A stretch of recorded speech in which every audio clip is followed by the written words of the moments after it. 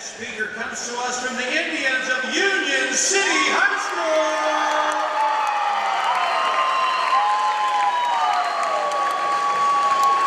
She's a senior, she's a tennis player, she's a cross-country runner, and she's sporting a fedora. Help me welcome Miss Elizabeth Sowinski.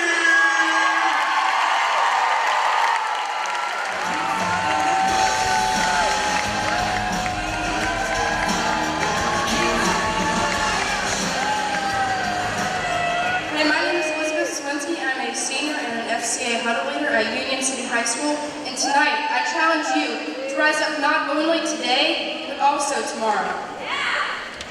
You see, when you get down to it, this earth is corrupted and evil. We are constantly surrounded by political conflict, personal struggles, and a sinful society. The way human nature works here is that you do the least amount of work for the greatest possible reward. That you indulge yourself however you see fit, regardless of the consequences, regardless of whether it's right or wrong. But really, we are called to persevere with endurance and with strength, not to give in to our every whim. 1 Corinthians 9:24 says, "Do you not know that in a race all the runners run, but only one gets the prize? Run in such a way as to get the prize." I'm a fourth-year senior on my school's cross-country team. As a runner, I can tell you that to run in a way as to get the prize, you need to work and train a lot. Last year, my team was the second highest placing 1A girls cross-country team in the state of Indiana.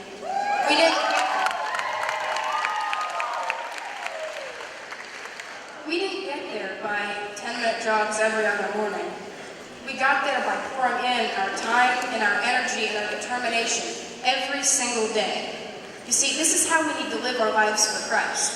A 2-minute devotional or a chapter of the Bible every once in a while will get you participation ribbon, but you won't be living life to its fullest and running to get the prize, which is a life well lived and full of God.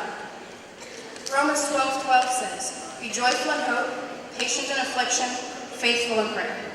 So no matter what, be joyful, stay patient, and remain faithful. Now, running is especially difficult for me because I have several chronic or lifelong conditions.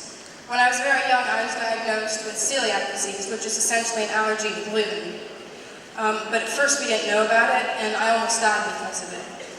At that point, I was so physically destroyed that doctors thought I would be physically disabled for the rest of my life and unable to walk, as well as mentally disabled and unable to think and even form cognitive thought for myself. However, as I got older, I learned to read, I learned to write, I learned to walk, and I succeeded at most of what I did. But athletically, something still wasn't quite right, and then in middle school, I was diagnosed with a host of other disorders, the main one being anemia. Anyway, all this is essentially to say that running is very difficult for me, and there is no way that I could possibly do this of my own accord. What gives me the ability is only God's power and God's power alone.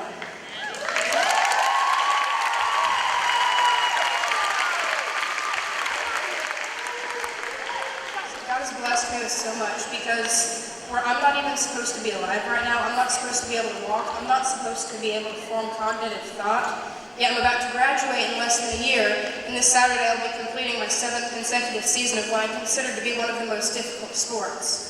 Where I'm not even supposed to be alive, I'm not supposed to be alive. God has gifted me with so much in my life. 2 Timothy 1:9 says, "He has saved us and called us to a holy life, not because of anything we have done, but because of His own grace and purpose.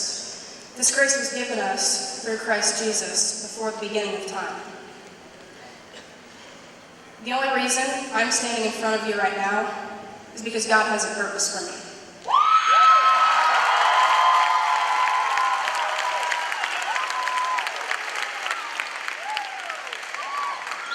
And the only reason you're here is because God has a purpose for you.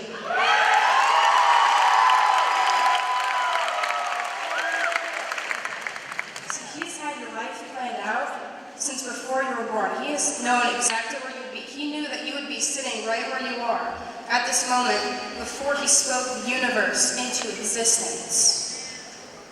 Isn't that crazy to think about? So, right now, while you're here surrounded by Christian friends, in a Christian environment, at a Christian event, it's really easy to act Christian.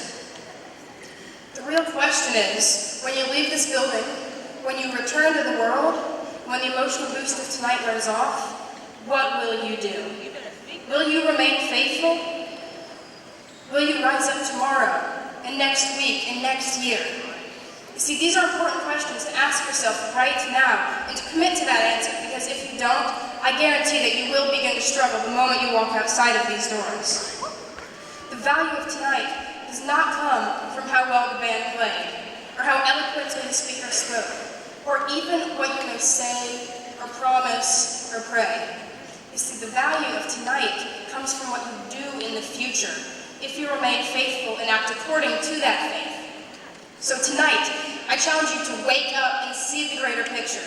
I challenge you to rise up every day, today and tomorrow and every day, from the moment you wake up to the moment you go to sleep, every breath to live your life for Christ and give him everything, because he gave all he had for you, and that is all you need.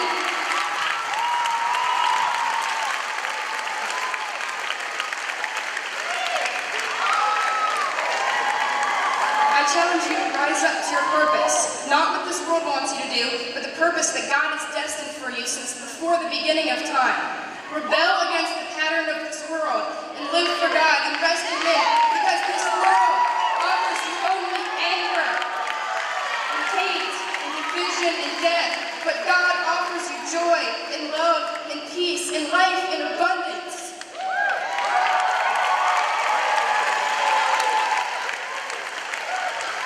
I challenge you every day to rise up, to fight the good fight, to finish the race, and to keep the faith. God bless.